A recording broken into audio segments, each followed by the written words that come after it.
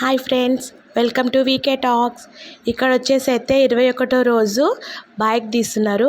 మీలో ఎంతమందికి ఈ బైక్ తీస్తారు అనే విషయం తెలుసో నాకు కామెంట్ చేయండి.